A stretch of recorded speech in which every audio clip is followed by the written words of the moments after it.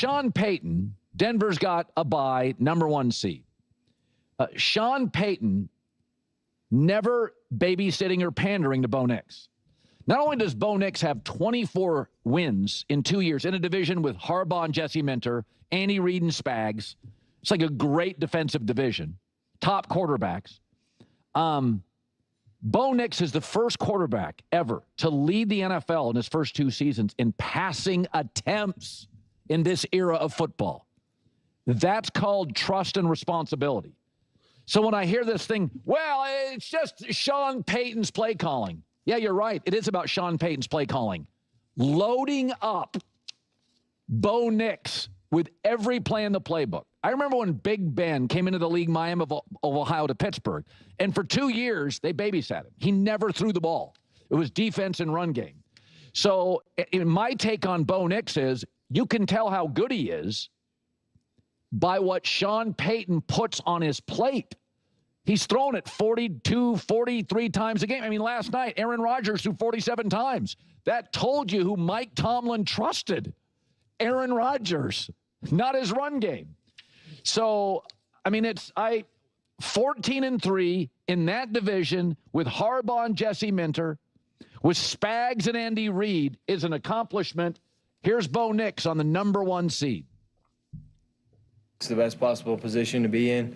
2 home games is where we want to be. It's better than having to play on the road, and it's better than having to play an extra game. So I think for us, it's the best case scenario, and it'll be good to play here because of our stadium and the atmosphere. I think that'll apply a little bit more pressure. And then, but at the end of the day, it's it's an open tournament. It's going to be a really good opportunity to play really good teams. All right, this is genuinely amusing. Bo Nix exhibits zero inclination to engage in these sorts of media dialogues. I find it utterly refreshing because his demeanor essentially communicates, what precisely do you expect me to articulate? Yes, securing the top seed is excellent. You already possess the responses. His focus is singular. Can I please depart? I must concentrate on football. I have film to review, treatment to undergo, discussions with Sean Payton to conduct. He is consumed by football 24/7 with no appetite for the peripheral spectacle. I would not be astonished if this individual wins a Super Bowl and MVP and remains conspicuously absent from commercials, perhaps appearing in one before promptly retreating with a, all right, obligation fulfilled, now leave me be. It's rather extraordinary, isn't it? The Denver Broncos, Sean Payton, Bo Nix. This prompts me to consider revisiting this topic later for other platforms. The question is whether broader coverage will genuinely acknowledge the Broncos, as attention has been somewhat sparse. I'll reserve a few specific observations for that occasion. For now, I'll refrain from noting previous predictions that placed Denver last in the AFC West, forecasting a playoff absence, suggesting Bo Nix wouldn't finish the season, or labeling Sean Payton an inadequate coach. We can table those reflections for a future discussion. Their collective achievement is nothing short of remarkable. It also leads me to emphasize several critical points. One primary observation concerns the Kansas City Chiefs. Many inquire, why discuss the Chiefs in this context? The epic of unchallenged Kansas City supremacy has concluded. I maintain that Andy Reid and Patrick Mahomes constitute a historically brilliant tandem, arguably the finest coach-quarterback partnership ever. I've consistently argued that Mahomes' entire tenure, synonymous with the Kansas City dynasty, mirrors the Tom Brady New England paradigm, a sustained era of excellence, not merely sporadic windows. However, due to the emergence of the Denver Broncos with Bo Nix and Sean Payton, coupled with the Los Angeles Chargers under Justin Herbert and Jim Harbaugh, the Chiefs no longer secure facile divisional victories. The NFL landscape has authentically transformed, with teams like the Jaguars, Doug Peterson and Trevor Lawrence, and the Broncos ascending. The league's competitive equilibrium has shifted. This division is fundamentally altered. If the Broncos and Chargers remain the dormant entities of recent years, the Kansas City Chiefs would likely be comfortably situated in the playoffs, perhaps as the 2nd or 3rd seed, enjoying home field advantage. They might be preparing to face a team like the Indianapolis Colts before progressing to an AFC championship game. That familiar narrative has been disrupted because, this season, the Chargers are a legitimate force, though currently injury-plagued, and the Broncos are authentically competitive. A new age is upon us. A distinct era has commenced. When I contemplate modern, burgeoning metropolitan areas, Denver comes to mind. I am no urban planning authority, but my visit left a distinct impression. The mountains, the ambiance, it's strikingly picturesque.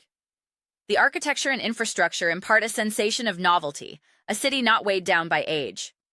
The adjacent university community, Boulder, reinforces this perception. Everything feels contemporary and vibrant. This aesthetic symbolism is perfectly congruent with the Broncos' new epoch. A fresh chapter for the franchise, the division, and the conference. I am not proclaiming Denver's immediate and permanent takeover. I will not fabricate assertions to curry favor with the fan base. However, I assert unequivocally that their emergence is legitimate. This is merely the second campaign under the Payton Nix regime. We may futilely hope that Nix will not continue his developmental trajectory. Critics seize upon isolated performances, alleging, "Did you observe Bo Nix today? He appeared mediocre." Such commentary is nonsensical. Can we please terminate this inane discourse? Consider this logical impasse for Denver skeptics. If Bo Nix is genuinely not a proficient quarterback, then Sean Payton's accomplishment in constructing a top-seeded team with him is astronomically impressive. Should Payton ultimately conclude Nix is not the long-term solution, he will assuredly procure an elite quarterback. What narrative remains then? This constitutes a lose-lose scenario for detractors. Either Nix is authentic, portending sustained future challenges for rivals, or Payton's coaching acumen is so extraordinary that he will eventually secure the requisite quarterback. The organization is simultaneously navigating the residual complications of the Russell Wilson saga. Before proceeding, Denver Broncos supporters, please remember to view this video in its entirety and subscribe. When you subscribe while watching fully, engagement metrics experience dramatic amplification. This week, leading into the playoffs, I am intensifying efforts to expand our community. This is not a hollow pursuit of vanity metrics. While substantial viewership is desirable, the core objective is to produce content that audiences genuinely value and interact with, enabling the creation of premium Broncos analysis and fostering substantive, unbiased, and grounded football discourse. I have been the consistent advocate for the Denver Broncos and Bo Nix, week after week. When Nix was drafted, amid commentary questioning Sean Payton's ostensibly subdued body language, I maintained a divergent perspective.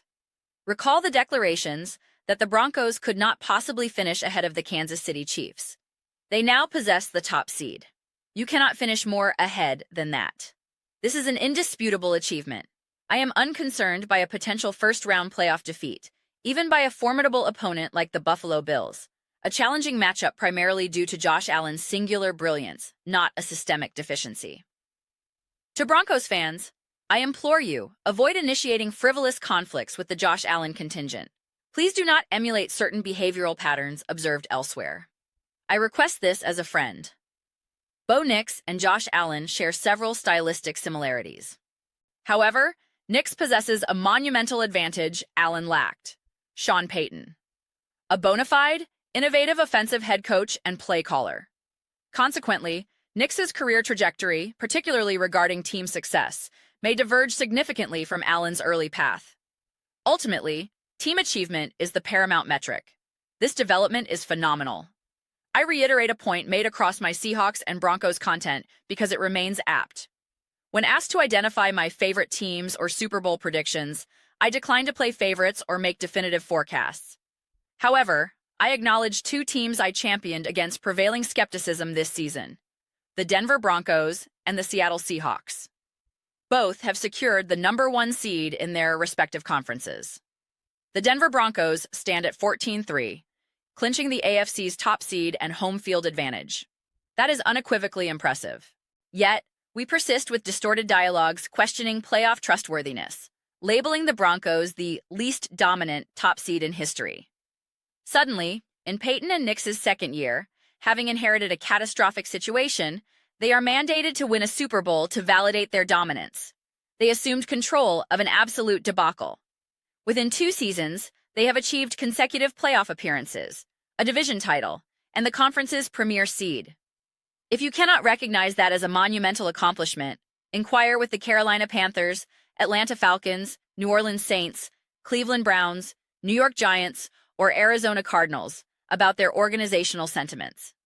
Ponder the current status of Russell Wilson or Nathaniel Hackett. Consider the perspectives of the Las Vegas Raiders or Dallas Cowboys.